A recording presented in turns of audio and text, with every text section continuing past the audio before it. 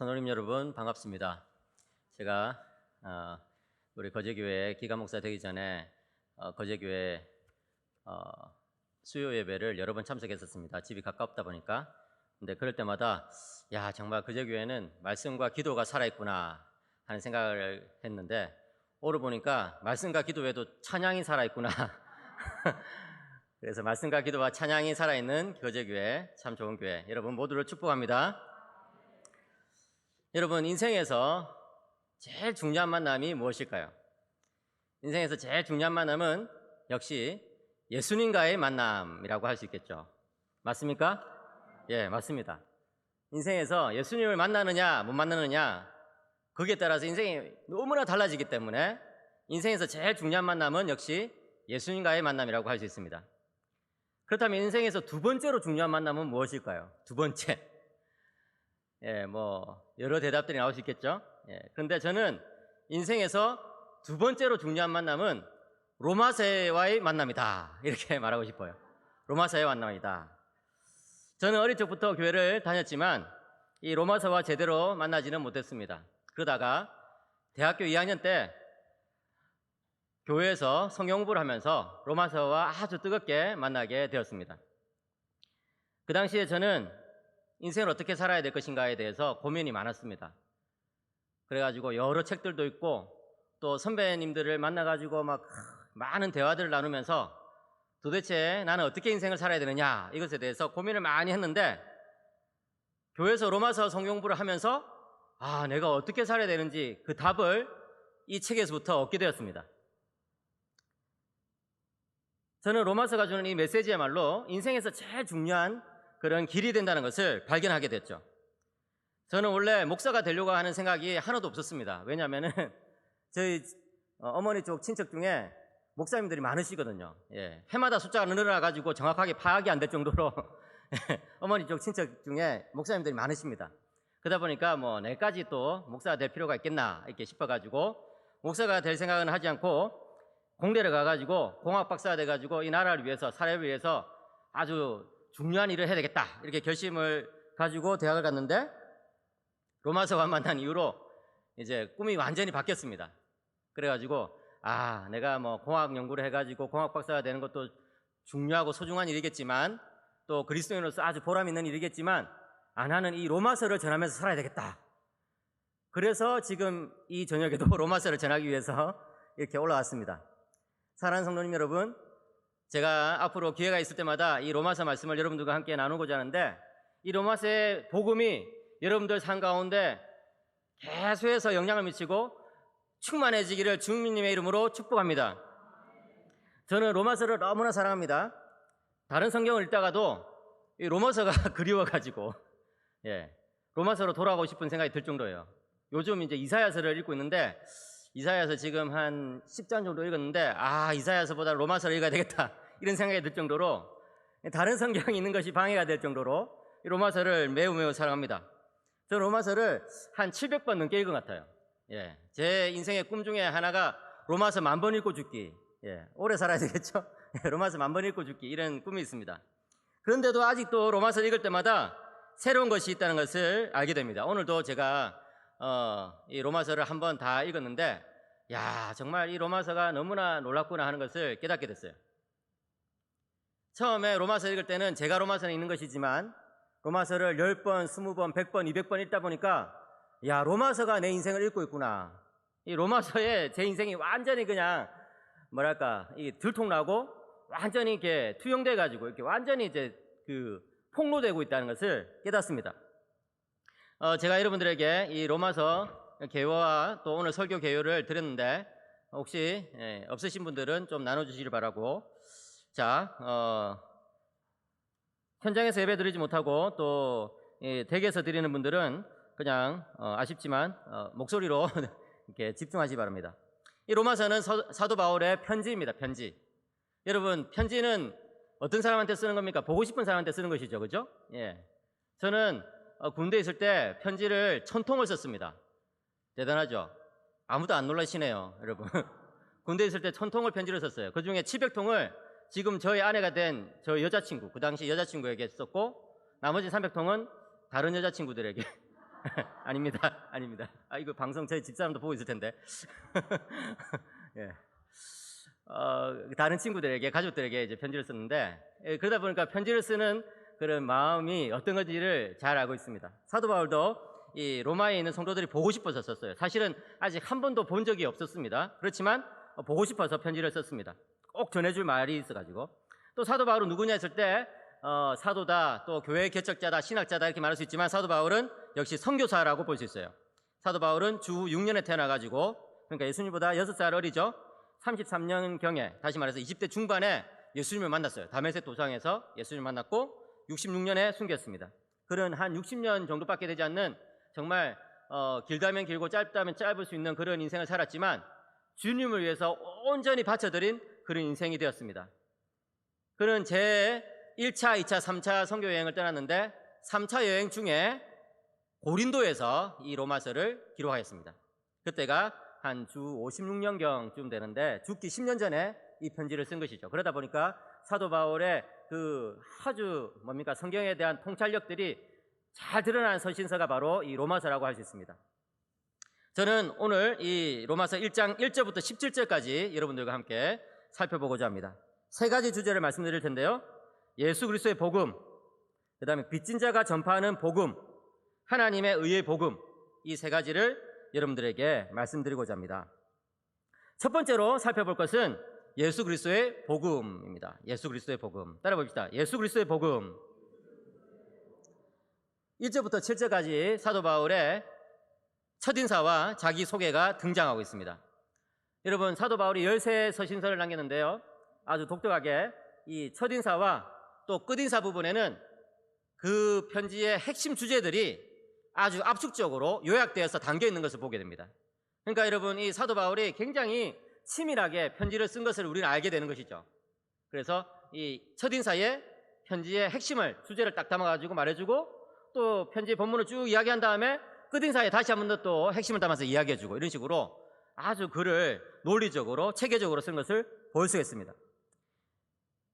그런데 이제 편지의 첫인사에는 당연히 자기 소개를 해야 되겠죠.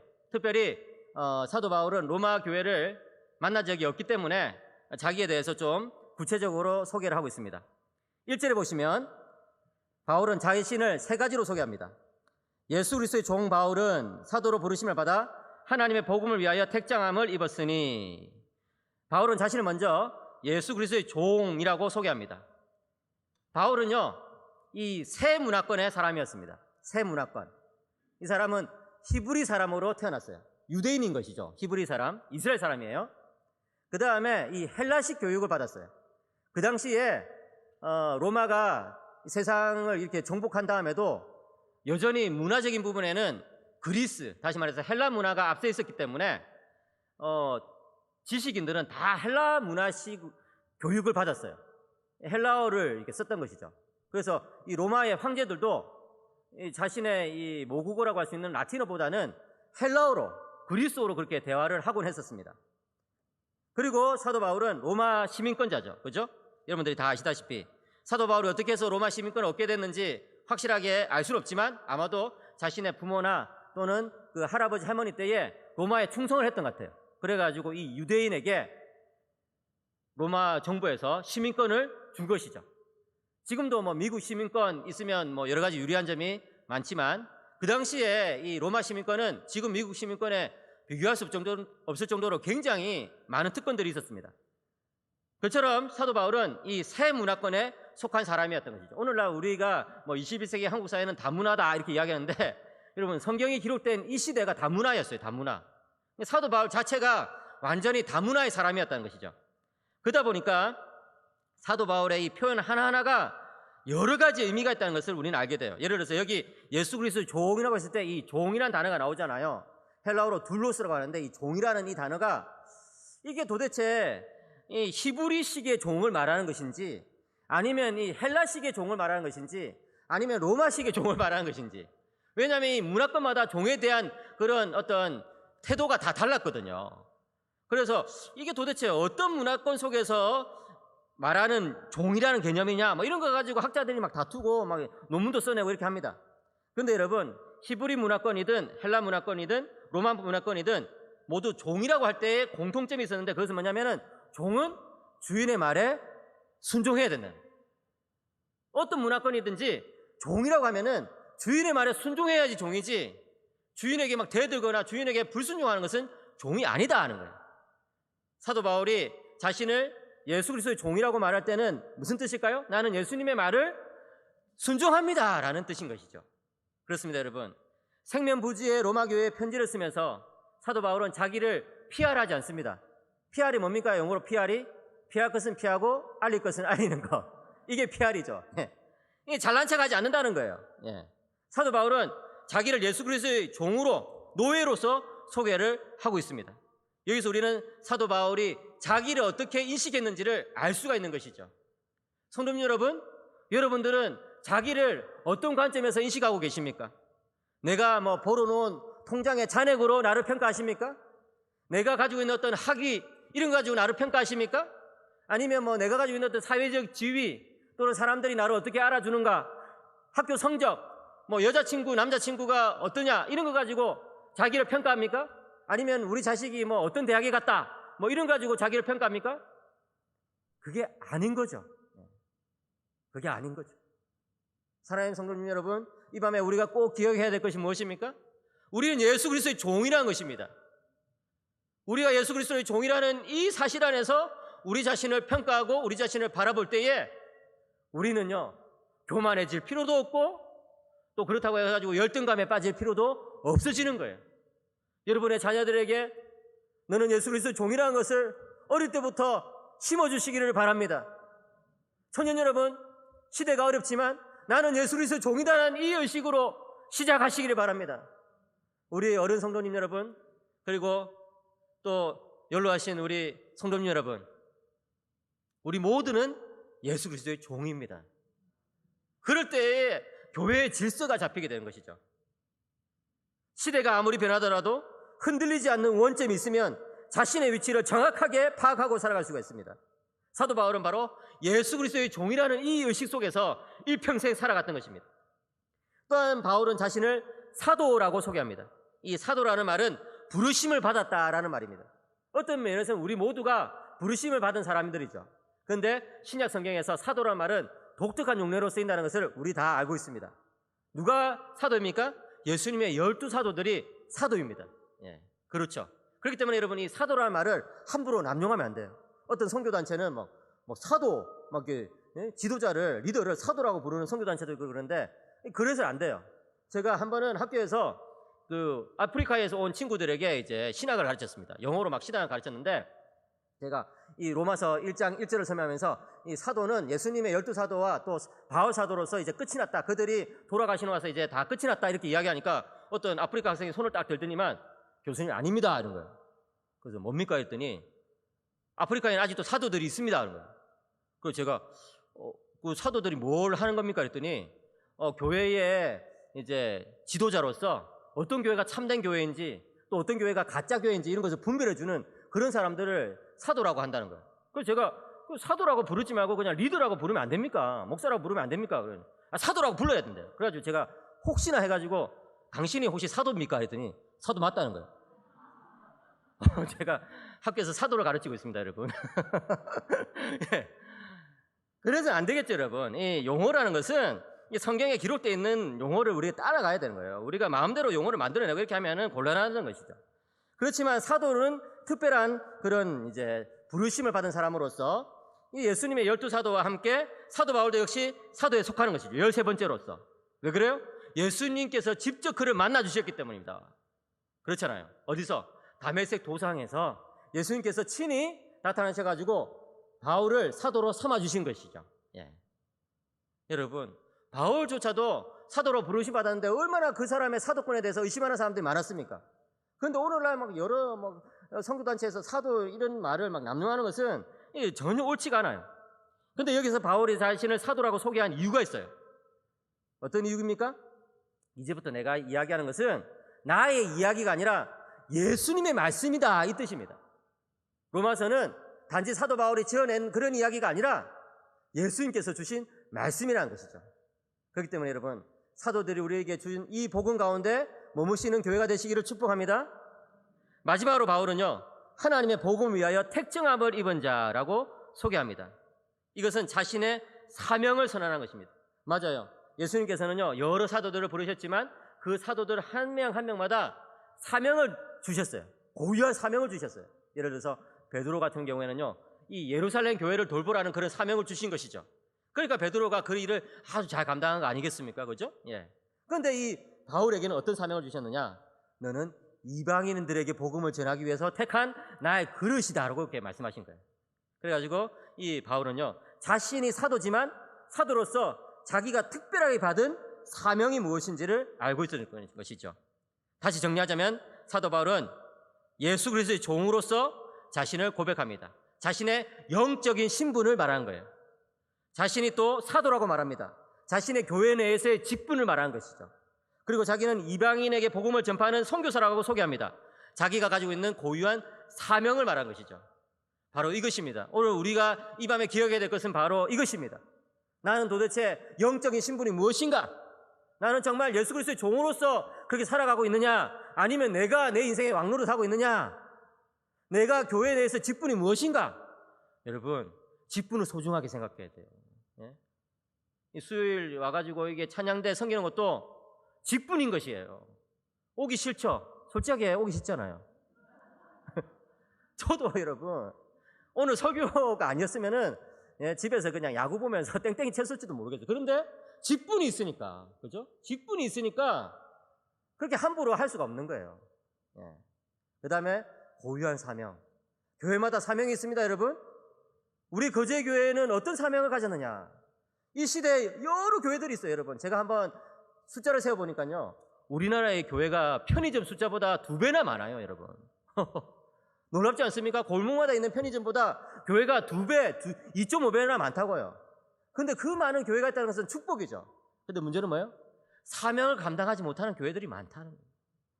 여러분, 우리는요, 사명에 죽고 사명에 사는 사람들이 되어야 됩니다.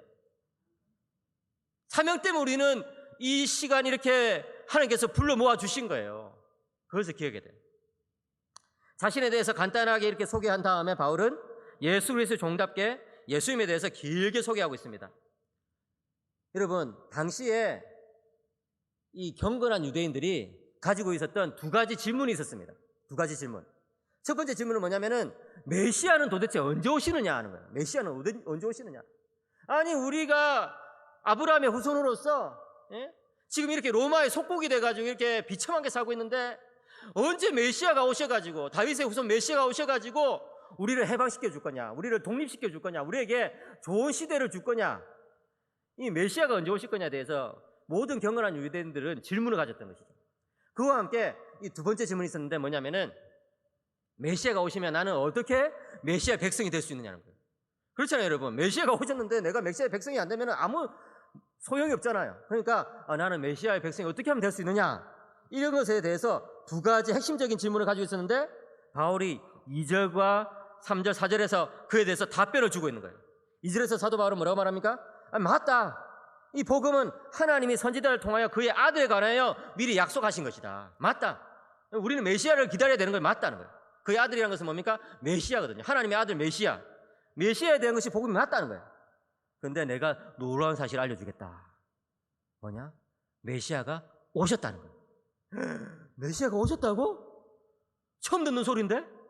메시아가 오셨다는 거예요. 사도 바울이 유대인들에게 선포하는 것이 바로 이거예요. 메시아가 오셨다는 거예요. 3절과 4절에서 그것을 증명하고 있는 것이죠. 3절, 그 아들이 오셨는데 그 아들은 육신으로는 다윗의 혈통에서 나셨다는 거예요. 우리가 다 알다시피 메시아는 다윗의 후손으로 오시지 않느냐, 그렇게 이야기를 하니까 유대인들이 뭐라고 말할까요? 맞지, 메시아는 다윗의 후손으로 오시는 게 맞지. 그렇지만 다윗의 후손이 한두 명이냐. 실제로 여러분, 이 기원전 1세기부터 주 1세기 이 사도 바울이 살았던 이 당시에 자기가 다윗의 후손으로 메시아다라고 말하는 사람들이 10명이 넘었다는 거예요. 이 팔레스타인에서 또 이제 여러 지역에서 이 가짜 메시아들이 막 돌아다녔다는 거예요. 예. 요즘도 여러분, 우리나라에 자기가 메시아 예수라고 말하는 사람이 몇 명인 줄 아십니까? 50명이 넘어요, 50명이. 참. 예. 정말 충격이죠. 이단이 그렇게 많아요. 그런데 이 시대에도 자기가 자칭 메시아라고 하는 사람들이, 나는 다윗의 후손으로서 메시아다 하는 사람들이 그렇게 많았다는 거예요. 그러니까 이것만으로는 증명이 안 되죠. 아, 그래, 네가 말하는 그 예수라는 양반이 다윗의 후손이란 거 그래 인정한다. 근데 그것 가지고는 메시아라고 말할 수 없지. 이렇게 이야기하니까 4절에서 바울이 뭐라고 말합니까? 잘 들어보세요. 성결의 영으로는 죽은 자들 가운데서 부활하사 능력으로 하나님의 아들로 선포되셨으니 곧 우리 주 예수 그리스도시니라. 믿으십니까? 바로 그거예요. 바로 그거예요. 한 번은요, 저희 집 큰 녀석이 한 5학년쯤 됐을 때 학교에서 와가지고 막 큰 소리 지른 거야. 아빠! 기독교는 불공평해! 뭔데? 왜? 아니, 세계에 4대 성인이 있다며? 그래, 맞지. 공자님도 뭐 대단하시고 부처님도 대단하시고 마호메트도 대단하고 예수님도 대단한데 왜 예수님만 하나님의 아들이라고 그래? 왜 예수님만 믿으라고 그래? 막 이러면서 막 저한테 따지는 거예요. 그래서 제가 로마서 1장 4절 아들아, 로마서 1장 4절. 예. 다른 사람은 다 죽었지만 예수님은 다시 살아나셨잖아. 믿으십니까? 바로 그거예요, 여러분. 초대교회 성도들이 예수님을 믿게 된 중요한 이유가 무엇입니까? 예수님께서 우리 대신 십자가에 달렸기 때문에. 맞습니다. 그거 맞아요. 근데 그보다 더 충격적인 사실은 무엇입니까? 죽었던 분이 다시 살아나셨다는 거예요. 할렐루야. 다시 살아나셨다는 거예요. 그러니까 이분이 진짜 메시아라는 것을 사도 바울이 지금 증명하고 있는 것이죠. 그렇습니다, 여러분. 예수님이 어떤 분이십니까? 예수님은 구약에 약속된 다윗의 후손으로 오신 메시아이십니다. 그런데 그분은 우리를 위해서 십자가에서 죽으셨다가 다시 살아나셔서 지금 우리들과 함께 계시는 메시아이십니다. 믿으시기 바랍니다. 바로 그건 거예요, 여러분. 이 메시아의 나라는 영원해야 되기 때문에 메시아는 죽으면 안 되는 거예요. 그런데 죽으셨다가 다시 살아나신 이 예수 그리스도야말로 우리의 유일한 구세주 메시아가 되신다. 그러면 이제 두 번째 질문이 남은 거예요. 두 번째 질문. 어떤 질문이에요? 아, 메시아가 오셨다. 그래, 좋다. 그러면은 나는 어떻게 하면 그 메시아의 백성이 될 수 있느냐 하는 거예요. 그에 대해서 이제 사도 바울이 5절, 6절, 7절에서 이야기를 하고 있습니다. 간단하게 힌트만 주고 본격적인 이야기는 이제 이 로마서 전체에서 하고 있어요. 어떻게 하면 메시아의 백성이 될 수 있느냐? 5절에 약간의 힌트가 나와 있는데 뭡니까? 5절을 보시면 그로 말미암아 우리가 은혜와 사도의 직분을 받아 그의 이름을 위하여 모든 이방인 중에서 어떻게 해요? 믿어 순종하게 하나니. 그래요, 여러분. 메시아의 백성이 어떻게 될 수 있느냐? 믿고 순종함으로써. 믿고 순종함으로써 메시아의 백성이 될 수 있다는 거예요. 근데 이 순서가 중요해요. 순서가. 믿는 게 중요한 거예요. 믿는 게. 왜? 순종이라는 것은 믿음이 있으면 따라 나오는 거니까. 그러니까 메시아의 백성이 어떻게 될 수 있다고요? 딱 한마디 말하면 예수님을 믿으면 메시아의 백성이 될 수 있다는 거예요. 예. 6절과 7절에서 사도 바울이 여러분들도 그 예수님의 것으로 부르심을 받은 자입니다. 그렇기 때문에 여러분들의 은혜와 평강이 있기를 바랍니다 하면서 이제 첫인사를 탁 하는 것이죠. 멋있죠, 여러분? 예, 이 사도 바울이요, 이 참 첫인사를 이렇게 1절부터 7절까지 착 풀어내는데 예수님에 대해서 얼마나 멋있게 소개하는지 몰라요. 야. 이제 두 번째 살펴볼 것은 빚진 자가 전파하는 복음입니다. 한번 따라해봅시다. 빚진 자가 전파하는 복음. 빚진 자가 전파하는 복음. 네. 이제 8절부터 17절까지인데요. 8절부터 17절까지는 감사 부분이에요. 감사 부분. 그러니까 여러분, 그 당시에 편지는요, 크게 세 부분으로 구성되어 있어요. 이 첫인사, 본문, 끝인사. 그 논리적으로 이해되죠, 그죠? 예, 편지가 그렇게 머리, 가슴, 배 이렇게 첫인사, 본문, 끝인사 이렇게 세 부분으로 구성되는 거 이해해야 되는데, 이 기독교인들은요, 독특하게도 이 편지의 양식을 조금씩 바꾸는 거예요. 이게 기독교인의 문화 변혁인 것이죠. 기독교인들은요, 이 문화를, 세상 문화를 좋은 것을 씁니다. 그죠? 스마트폰 좋은 거 쓰죠? 예. 좋은 컴퓨터, 인터넷 문화 쓰죠? 그런데 기독교인은요, 그 중에 뭔가 부족한 게 있으면 바꾸는 거예요. 틀린 것이 있으면 개혁하는 거죠. 이게 바로 기독교인의 문화적 사명인 거예요. 사도 바울은요, 이 머릿말, 본문, 끝인사로 구성되어 있는 편지에다가 약간 바꿔가지고 이 첫인사 다음에 감사를 한 거예요. 감사를. 왜 그래요? 기독교인의 제일 기본적인 태도가 감사하기 때문에 그런 거예요. 감사. 예. 여러분, 감사하십니까? 예, 감사한 거예요. 아까 우리 찬양팀이 이렇게 찬양 부르는데 너무 당연하다고 생각하는 모든 것들이 사실은 뭐예요? 은혜다. 은혜다. 너무 당연하다고 생각했던 모든 것들이 사실은 감사의 제목이란 거예요. 그렇죠? 마스크 안 쓰고 다니는 것도 감사하고, 그렇죠? 이 모일 수 있는 것도 감사한 일이었고, 정말 이렇게 같이 모여서 밥 먹고 노는 거 이런 것도 다 감사한 일이었다는 거예요. 근데 우리가 그 감사에 대해서 너무 잊고 사니까 하나님께서 굉장히 혹독한 시련을 주신 것 같아요. 참 혹독한 시련인데 우리가 이 기회에 감사를 회복하는 교회가 되시기를 축복합니다. 예, 그래야 돼요. 근데 이제 바울은요, 감사에도 예수 그리스도의 종답게 예수 그리스도를 중심으로 계속해서 감사를 합니다. 8절에 보시면은 내가 예수님 때문에 여러분들에게 감사합니다 라고 이야기하면서 예수님에 대한 믿음이, 여러분의 믿음이 온 세상에 전파되었기 때문입니다 라고 이야기합니다. 여기서 말하는 온 세상은 뭐 문자 그대로 온 세상 구석구석은 아니겠죠. 그렇지만 이 지중해 연안에 많은 사람들에게 전파된 거예요. 로마 교회의 이 믿음이, 로마 교회 성도들의 믿음이 이 지중해 연안에 많은 사람들에게 전파된 거예요. 왜냐하면 이 로마 제국의 수도가 로마 아니겠습니까? 그러니까 이 로마 제국의 수도에도 복음이 전파되고 교회가 막 몇 개씩 세워졌더라. 예. 이 기록에 따르면 아마도 가정교회들이 한 5개 세워진 것 같거든요. 그러니까 세워졌더라 이런 소문들이 막 퍼져나가고 있는 거예요. 그러니까 사도 바울이 감사한 것이죠. 예. 이 감사를 해도 복음 때문에 감사하다는 거예요. 그러면서 이제 사도 바울이 이 9절에서 내가 예수 그리스도의 복음 안에서 하나님을 증인으로 요청하면서 여러분들이 꼭 하고 싶은 이야기가 몇 가지 있습니다 라고 이야기한 거예요. 그 중에 하나가 뭐냐면 저는 여러분들을 위해서 쉬지 않고 기도합니다. 대단하죠. 사도 바울이 로마에 가본 적이 있다고 해서 안 가봤다고 했어요? 안 가봤어요. 안 가봤다고요. 그런데 한 번도 얼굴 본 적도 없는 이 사람들 위해서 사도 바울이 쉬지 않고 기도한다는 거예요. 왜 그래요? 예수님 때문에 그런 거예요. 예수님 때문에. 사랑하는 성도 여러분, 여러분들은 교회를 위해서 쉬지 않고 기도하십니까? 그런 사람이 되어야 되는 거예요. 예, 아침에 일어나서도, 밥 먹을 때도, 예? 낮에 길을 갈 때도 우리 교회를 위해서, 우리 한국 교회를 위해서, 선교지의 교회를 위해서 쉬지 않고 기도하는 분들이 되시기를 바랍니다. 바로 그거예요. 예. 10절 보시면은 또 사도 바울이 여러분들이 꼭 이야기하고 싶은 내용이 있습니다 하면서 이야기하는 거예요. 그건 뭐냐면은 저는 여러분들에게 정말 속히 나가고 싶습니다. 예. 10절에 예. 어떻게 하든지 이제 하나님의 뜻 안에서 너에게로 나갈 좋은 길 얻기를 구하노라. 11절에도 똑같은 말. 내가 너희 보기를 간절히 원하는 것은 어떤 신령한 은사를 너에게 나누어 주어 너희를 견고하게 하려 함이니. 여기 신령한 은사가 뭘까요? 신령한 은사는 복음이에요. 복음. 어떤 사람들은 이 신령한 은사를 무슨 방언의 은사, 신유의 은사 뭐 이런 가시적인 은사라고 말하는데 그게 아니에요. 그런 은사는 성령님께서 필요에 따라서 주시는 거잖아요. 사도 바울이 막 나눠주는 거 아니잖아요. 그죠? 예. 여기서 말하는 신령한 은사는 하나님의 제일 큰 선물인 복음 말하는 거예요. 로마 교회는요 자생적으로 세워진 교회예요. 뭐 일설에 따르면 사도 베드로가 세웠다 이런 말이 있지만 사실은 그렇지 않아요. 이 자생적으로 오순절날 이제 복음을 들은 성도들이 로마로 돌아와가지고 자생적으로 이제 교회가 세워졌다 보니까 아직까지 사도들의 복음을 제대로 들어본 적이 없는 거예요. 그러니까 사도 바울이 막 애가 타는 거죠. 혹시나 저런 상태에서 이 가짜 교사들이 나타나면 어떻게 하냐. 실제로 이 16장에 보시면 그런 걱정들을 하거든요. 예, 사도 바울이 이 가짜 교사 또는 이단이 나타나면 어떻게 하냐 이러면서 내가 속히 여러분들한테 가가지고 이 복음 전체를 여러분들에게 꼭 말씀해 드리고 싶은데 하나님께서 허락을 안 해주십니다. 길이 막혔다 하면서 굉장히 답답함을 이제 말하고 있어요. 네.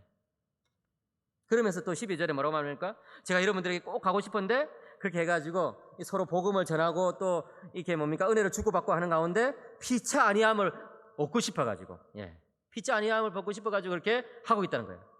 그러니까 사도 바울이 지금 로마에 가고 싶은 이유가 뭐예요? 첫째는 복음을 전파하고 싶고 둘째는 그들과 교제하고 싶어서 그런 거예요. 그렇잖아요, 여러분. 이 교회가 바로 그런 거예요. 교회 본질은 뭡니까? 교회 본질은요, 복음을 선포하고 복음 안에서 교제하는 것이라는 것을 여러분 기억하시기 바랍니다.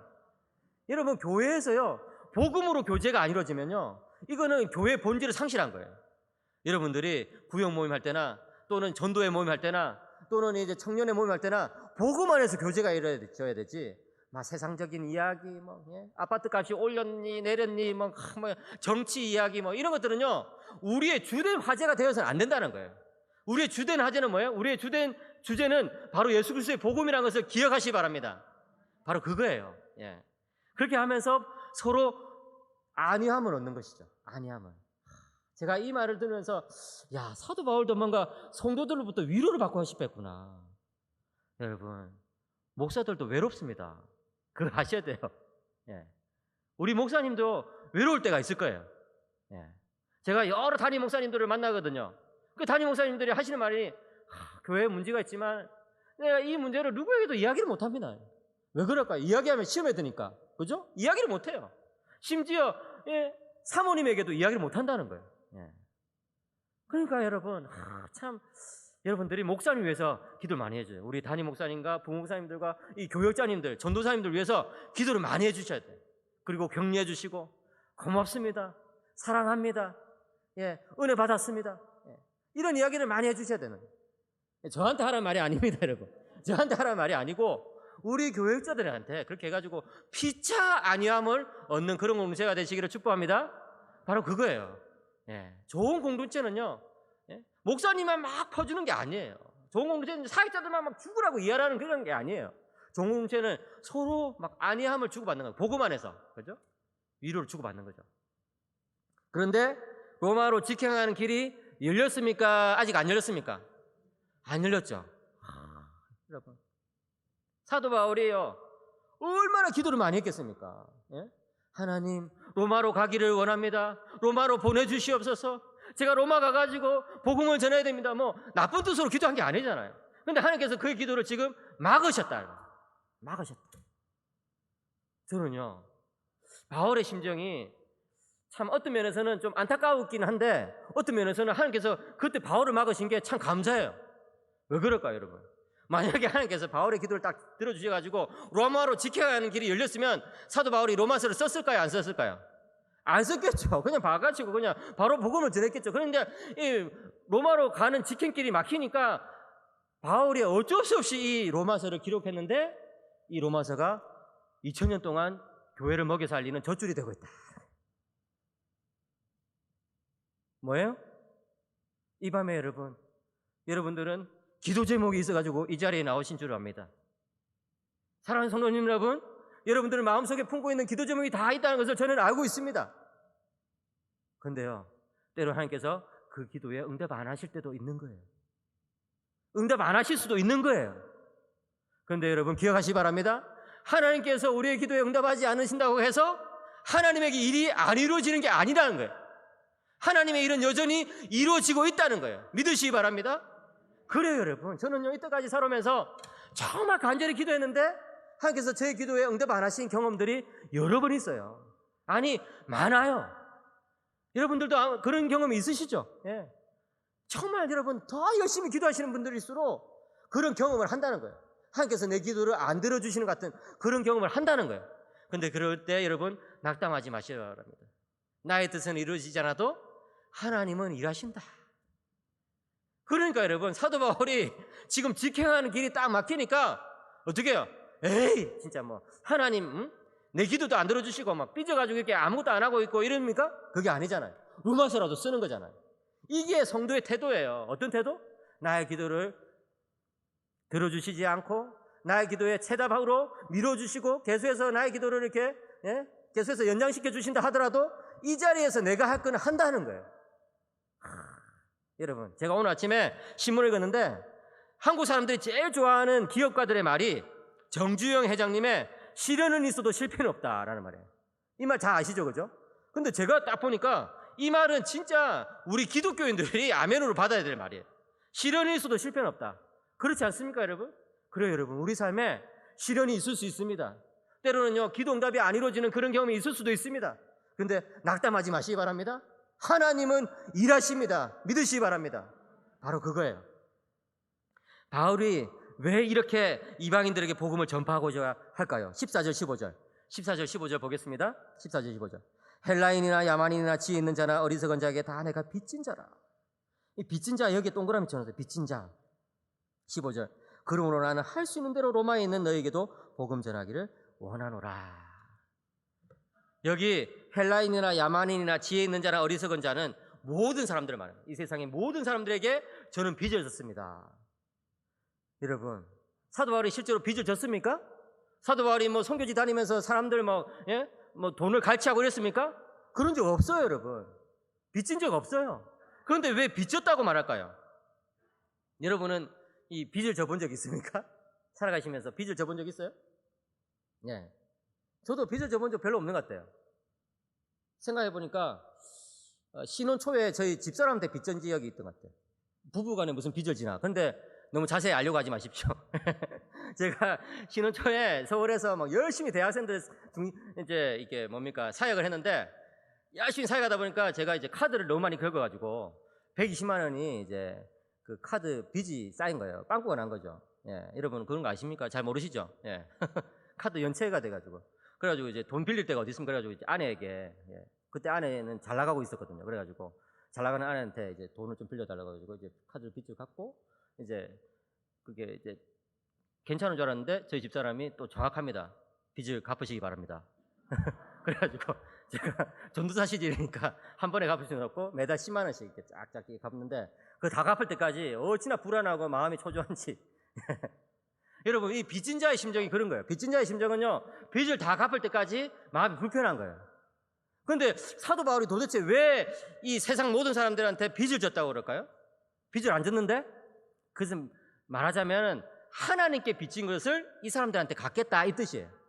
예를 들자면 우리 여기 있는 어떤 권사님이 이제 저한테 돈을 딱 주시면서 목사님 피곤하시고 힘드실 텐데 이거 가지고 그 우리 학생들하고 식사 한번 하십시오 이렇게 했다 합시다. 그런 거 요구하는 것도 아닙니다, 여러분. 오해하지 마세요. 그리고 그렇게 받은 적도 없습니다. 이게 했다 칩시다. 그랬으면은 저는 그 돈을 받았을 때 이제 학생들에게 사실은 빚을 진 게 없지만 그 권사님 때문에 이제 빚을 진 사람이 되는 거죠. 맞죠? 이해되십니까? 그 권사님 때문에 이제 학생들에게 빚을 진 거예요. 밥을 사야 되는 거예요. 그 마찬가지로 사도 바울은요 이방인들에게 세상 사람들에게 빚진 건 하나도 없어요. 그런데 하나님의 놀라운 이 복음을 받았기 때문에 하나님께서 이제 사도 바울에게 명령하신 거예요. 너 나한테 이제 빚졌지? 이제 너의 생명은 내 거잖아. 이제 너 나한테 빚졌지? 그 빚을 세상 사람들한테 갚아라. 세상 사람들한테 갚아라. 하나님 어떻게 갚겠습니까? 복음을 전파하라는 거예요. 복음을. 그래 여러분. 우리 모두 다 사도 바울이 만난 하나님, 사도 바울이 믿는 예수님 때문에 구원받은 거 아닙니까? 그렇다면요 우리도 역시 빚진 자로서 살아야 됩니다. 사도 바울은요 그런 마음을 고린도전서 9장 16절에 이렇게 표현하고 있어요. 내가 복음을 전할지라도 자랑할 것이 없으면 내가 부득불할 일임이라. 만일 복음을 전하지 않으면 내게 화가 있을 것이미로다. 여기 부득불할 일임이라 이 말을 헬라어로 보면요 아난케가 나한테 떨어졌다 말이야. 아난케라는 이 말은 뭐냐면은 거스를 수 없는 운명을 뜻하는 거예요. 이 그리스 비극에 자주 나오는 그런 이제 신이 아난케를 딱 주고 나면요 그 아난케를 이렇게 피하려고 하면 오히려 천벌을 받게 되는 그런 어떤 그리스 비극에 나오는 그런 이제 주제가 아난케거든요. 그를 쓸 수 없는 운명. 무슨 말이에요? 사도 바울은요 자기에게 이 복음이 그렇게 주어졌다는 거예요. 내가 이 복음 전파를 거스르면은 내가 천벌을 받을 거다 이렇게 생각하고 살았다는 것이죠. 그래서 사도 바울은 뭐라고 말합니까? 디모데후서 4장 2절에 디모데에게도 너는 말씀을 전파하라. 때를 얻든지 못 얻든지 항상 힘쓰라. 범사에 오래 참음과 가르침으로 경책하며 경고하며 권하라. 때를 얻든지 못 얻든지. 영어로 in season, out of season이라고 되어 있어요. 뭐예요? 좋은 때든지 아니면 때가 안 좋든지 코로나가 터지기 전이든지 코로나 시대에든지 상관없이 너는 복음을 전파하라는 거예요. 그렇습니다, 여러분. 오늘 우리들은요 위축될 수 있어요. 코로나다 보니까 사람들 만나는 것도 힘들고 또 교회에 대해서 사람들이 막 혐오 반응도 있고 막 언론에서 막 이제 뭡니까 교회 가면 마치 코로나 걸릴 것처럼 그런 식으로 막 이상하게 여론을 만들어 가지고 복음 전파가 힘들 수 있어요. 그렇지만 사도 바울은 뭐라고 말합니까? 때를 얻든지 못 얻든지 복음을 전파하라. 왜 그럴까요? 예수님께서 그렇게 하셨기 때문입니다. 예수님께서요 여러분 우리들에게 빚진 것이 있습니까? 없습니다, 여러분. 그런데 예수님은요 이 땅에 오셔가지고 마치 우리 모든 사람들에게 빚을 진 것처럼 빚을 져도 엄청나게 빚을 진 것처럼 그렇게 우리들을 섬겨주셨잖아요. 복음을 전파하셨잖아요. 그런 예수 그리스도의 종이다 보니까 사도 바울은 때를 얻든지 못 얻든지 부득불할 일임이라. 내가 빚진 자다 하면서 복음을 전파한 것입니다. 사랑하는 성도 여러분, 5월 첫째 주에 우리 아까 기도하신 분처럼 5월 첫째 주에 우리는 이웃 초청주의를 합니다. 그때요 여러분들이 데려올 수 있으면 데려오시고 데려올 수 없다고 하면은 마음에 기도라도 해야 되는 거예요. 기도라도 하나님 지금은 때가 아니지만 언젠가는 오게 하여 주시옵소서. 여러분 신자는요 마음에 눈물을 흘리면서 간직한 영혼이 있어야 되는 거예요. 그런 영혼이 있습니까? 그러면요, 여러분들은 예수 그리스도 종인 것을 아시기 바랍니다. 이제 셋째로, 마지막으로 바울은 하나님의 의의 복음에 대해서 선포하고 있습니다. 16절 17절 같이 읽겠습니다. 같이. 이 부분이 로마서 전체의 핵심입니다. 16절 17절 시작. 내가 복음을 부끄러워하지 아니하노니 이 복음은 모든 믿는 자에게 구원을 주시는 하나님의 능력이 됨이라. 먼저는 유대인에게요 그리고 헬라인에게로다. 복음에는 하나님의 의가 나타나서 믿음으로 믿음에 이르게 하나니 기록된 바 오직 의인은 믿음으로 말미암아 살리라 한가 같으니라. 그래요. 예, 그래요. 여러분, 사도 바울은요 여기서 내가 복음을 부끄러워하지 않습니다 뭐 이런 이야기를 해요. 누가 뭐로 보지도 않았는데 왜 내가 복음을 부끄러워하지 않는다 이런 말을 하고 있을까요? 역으로 복음을 부끄럽게 여길 만한 상황이 있었다는 거예요. 사도 바울한테도. 예? 우리가 지금 막 교회 다닌 것을 뭐 좀 부끄럽게 여길 때가 있습니까? 우리가 예수 믿는다는 것이 여러분 직장에서 뭐 좀 감추고 싶은 그런 상황이 있습니까? 사도 바울도 그럴 때가 있었다는 거예요. 예? 사도 바울은요 원래 랍비가 되기 위해서, 유대인 랍비 아시죠? 예, 유대교의 이 스승들, 유대교의 랍비가 되기 위해서 훈련을 받았던 사람이에요. 당시 바리새인의 아주 이제 열심히 훈련을 받았는데 당시 바리새파는 크게 두 가지가 있었습니다. 하나는 힐레락파, 또 다른 하나는 샴마이 학파입니다. 예, 한번 띄워주세요. 힐레락파, 샴마이 학파. 예, 그렇죠. 이 힐레락파는 이 말 그대로 힐렐레 해가지고 이제 율법을 좀 느슨하게 힐렐레하게 지킨 학파였어요. 힐레락파, 율법을 지키긴 지키는데 좀 느슨하게 해석하고 지켰어요. 이 샴마이 학파는 엄격하게 샴마이, 예? 좀 이름 자체가 좀 약간 날카로워 보이잖아요. 예, 샴마이, 여기는 율법을 굉장히 엄격하게 지켰던 사람이에요. 여러분, 사도 바울이 좀 느슨한 이 힐레락파에 속했을까요? 아니면 율법을 엄격하게 지켰던 샴마이 학파에 속했을까요? 샴마이 학파에 속했을 거라고 많은 사람들이 추측하는 거예요. 이 사람이 보통 사람이 아닌 것처럼 느껴지잖아요, 그죠? 예. 그래서 이 사람이 막 열심히 특심이 돼가지고 난 율법의 의로는 흠이 없는 자다 이렇게 말할 정도로 율법을 열심히 지켰다는 거예요. 여러분, 놀랍지 않습니까? 예? 율법에 얼마나 그 규정들이 많아요. 613가지 그 많은 율법을 다 지켰다는 거예요, 이 사람이. 예. 그러니까 동료들 사이에서 소문이 퍼졌겠죠. 야, 저 사람 나중에 대단한 랍비가 될 거야. 쟤 진짜 출세할 거야. 쟤는 나중에 예루살렘에서 그냥 뭐 완전히 그냥 세상을 주름잡는 그런 랍비가 될 거야. 그렇게 소문이 퍼졌겠죠. 그런데 그런 사울 또는 바울이 지금 어떻게 됐습니까? 복음을 전한다고 막 고생하고 있잖아요. 고린도후서 11장 23절부터 27절을 보면은 바울이 복음 때문에 얼마나 고생했는지 나와 있어요.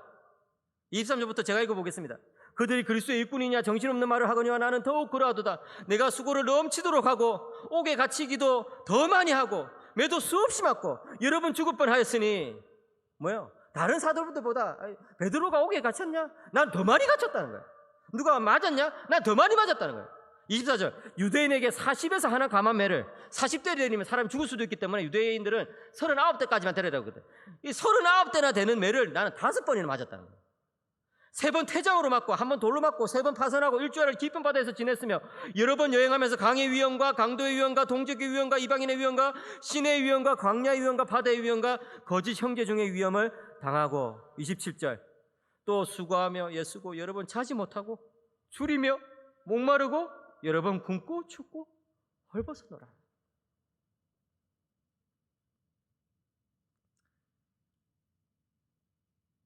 제가 사도 바울의 이런 고백을 읽을 때마다 주님 앞에서 정말 부끄러움을 느낍니다. 똑같은 말씀의 사역자로 부르심을 받았는데 나는 이렇게 편하게 신앙생활하고 나는 이렇게 편하게 살아가는데 바울은 정말 주님을 위해서 자신을 다 드렸구나. 이런 바울을 그와 함께 어린 시절 랍비 교육을 받았던 친구들은 뭐라고 생각했을까요? 야, 저 친구 어쩌다가 저렇게 됐어? 저 친구 예수라는 그 이단의 개수가 완전히 망쳐놓았구만. 저 사람 어쩌다가 저렇게 이단에 빠져가지고 저렇게 살아가고 있지? 이렇게 말하지 않았을까요? 그러나 바울은 뭐라고 말합니까? 내가 복음을 부끄러워하지 아니하노니 라고 말합니다. 왜냐하면 이 복음은 모든 믿는 자에게 구원을 주시는 하나님의 능력이 되기 때문에. 그렇습니다, 여러분. 복음이 부끄럽습니까? 그 이유가 뭘까요? 교회가 부끄럽습니까? 그 이유가 뭘까요? 그리스도인이라는 이 이름이 부끄럽습니까? 그 이유가 뭘까요? 무슨 시대 상황 때문에? 못난 그리스도인들 때문에? 그게 아니에요. 그게 아니라고요. 내가 복음이 부끄럽다고 한다면은 나는 하나님의 능력을 체험하지 못했기 때문이라는 것을 여러분 기억하셔야 돼요. 반대로 하나님의 능력을 체험한 사람은요, 복음이 부끄러울 이유가 없는 거예요. 사도 바울은요, 그것을 경험하였습니다. 가는 곳마다 말씀을 전했더니 죽은 사람이 살아나고 병든 자가 치유함을 받고 깨진 가정이 다시 화목하게 되고 인생의 길을 찾지 못해서 방황하는 사람들이 다시 인생의 길을 찾게 되고 과거의 괴로움과 현재의 외로움과 미래의 두려움에 빠졌던 사람들이 그 모든 것을 다 훑어내고 새 사람으로 살아가는 하나님의 능력을 경험하고 나니까 누가 뭐래도 나는 이 복음이 부끄럽지 않습니다 라고. 사랑하는 거제가족 여러분, 하나님의 능력을 경험하시기를 축복합니다. 그러면요, 그리스도인이라는 이 이름이 부끄럽지 않은 거예요. 내가 예수쟁이라는 이것이 부끄럽지 않은 거예요. 17절에서 사도 바울이 이렇게 말합니다. 복음에는 하나님의 의가 나타나서 믿음으로 믿음에 이르게 하나니 기록된 바 오직 이는 믿음으로 말미암아 살리라 한것 같으니라. 그래요. 복음의 핵심은 뭡니까? 하나님의 의라는 거예요. 누구를 통해서 나타난 거? 예수 그리스도를 통해서 나타난 하나님의 의가 복음의 핵심이라는 것이죠. 하나님의 의는 뭡니까? 하나님의 속성이고 하나님의 구원 사역이고 하나님께서 우리에게 선물로 주시는 의를 뜻하는 거예요. 사도 바울은 오랫동안 랍비로 살아가면서 하나님의 의라는 말에 부담감을 느꼈습니다. 왜냐하면 그 의를 내가 만족시켜 드려야 된다고 생각했기 때문에. 그래서 율법을 지키고 또 지키고 또 지키고, 그래서 율법을 지키기 위해서 저 나사렛 이단 괴수를 따라가는 이 예수쟁이를 다 오게 쳐넣어야 되겠다라고 생각하기에 이르는 것이죠. 그런데 그가 예수님을 만나게 됐을 때 하나님의 의는 내가 이루는 것이 아니라 하나님께서 나에게 예수 그리스도를 통해서 주시는 의라는 것을, 하나님의 선물로 받는다는 것을 깨닫게 된 거예요.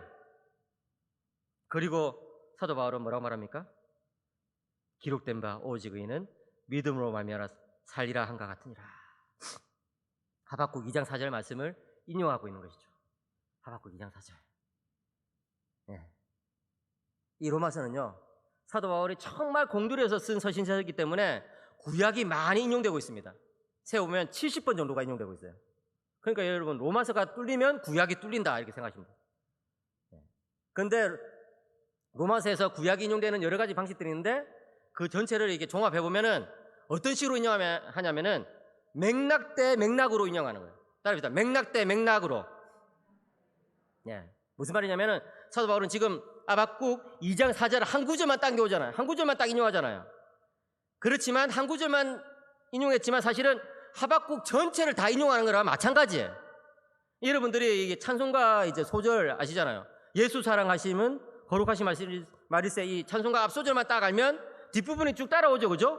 그런 것처럼 유대인들은 율법을, 이게 구약 성경을 거의 줄줄줄줄 깨고 있는 사람들이 있거든요. 그러니까 한 구절만 딱 인용함으로써 하박국 전체 메시지를 당겨오는 거예요. 심지어 하박국이 속해 있는 이 12소선지서를 전체를 다 당겨오는 거예요. 그렇게 해가지고 이제 로마서의 이 맥락 속에서 쫙 풀어내는 거죠.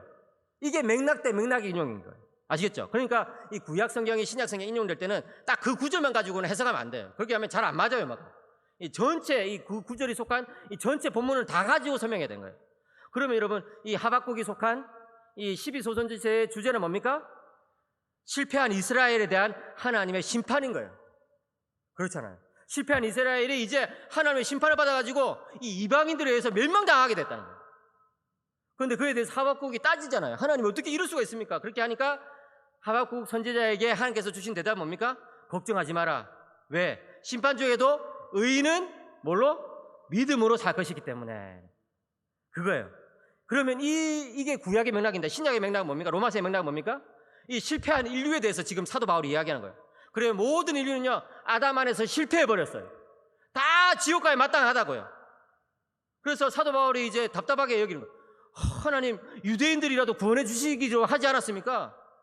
그런데 유대인도 실패해버렸잖아요. 그러니까 이제 하나님께서 복음을 이방인들에게 막 전파하시는데 이것이 이제 이해가 안 되는 거예요. 도대체 이 역사가 어떻게 일어나는 겁니까? 하니까 그에 대해서 하나님께서 답을 주시는 거죠. 그래, 인간은 아담 안에서 실패했고 유대인도 실패했다. 그렇지만 그게 다가 아니라 의인은 뭘로 산다? 믿음으로 산다. 그게 봐라, 이방인들이 지금 믿음으로 살고 있지 않느냐. 그리고 유대인들도 이 사실을 아는 유대인들은 믿음으로 살 것이다 하면서 이제 로마서의 핵심 주제를 이게 사도 바울이 하박국 2장 4절 말씀 가지고 쫙 설명하는 것이죠. 제가 이제 여러분들에게 마지막으로 말씀드리고 싶은 것은 바로 이거예요. 믿음으로 산다. 믿음으로 산다. 의인은 믿음으로 산다. 믿음에서 믿음으로 일어나니 무슨 뜻입니까? 처음부터 끝까지 믿음으로 산다는 거예요. 여러분들이 예수 믿을 때에 정말 뜨거운 믿음이 있었습니까? 그 믿음이 갈수록 커져야 되는 거예요. 갈수록 뜨거워져야 되는 거예요. 그 믿음으로 살아가는 거예요. 시대가 뒤집어지고 시대가 어렵더라도 우리는 그 믿음으로 살아간다는 거예요. 믿음은 뭡니까? 믿음은요, 어떤 신학자가 말한 것처럼 하나님에 대한 항복 문서이다. 믿음은 뭡니까? 한마디로 말하면 믿음은 하나님 앞에서 바짝 엎드리는 거예요. 믿음은 하나님 앞에서 바짝 엎드리는 거예요. 제가 이때까지 살아오면서 여러 가지 어려움들이 있었는데 그럴 때마다 이 말씀을 기억합니다. 의인은 믿음으로 말미암아 산다. 의인은 믿음으로 말미암아 산다. 이 말이 의인은 예수 믿어야지 구원받는다. 우리는 예수 믿어야 구원받는다. 이것만이 아니라 우리들의 일생 가운데서 부딪히는 어려움도 믿음으로 극복할 수 있고 믿음으로 살아낼 수 있다는 말씀이에요. 교회적인 어려움이 있습니까? 가정적인 어려움이 있습니까? 국가적인 어려움이 있다고 느껴지십니까? 사회적인 어려움이 있다고 느껴지십니까? 믿음으로 나가시기를 축복합니다. 바짝 엎드리시기를 축복합니다. 우리가 엎드릴 때 하나님께서 우리의 가정을, 우리의 교회를, 우리의 사회를, 이 국가를, 이 민족을, 이 세계를 구원해 주실 줄을 믿습니다. 오늘 이 밤에 이 믿음으로 하나님께 엎드리는 여러분들이 되시기를 주님의 이름으로 축복합니다.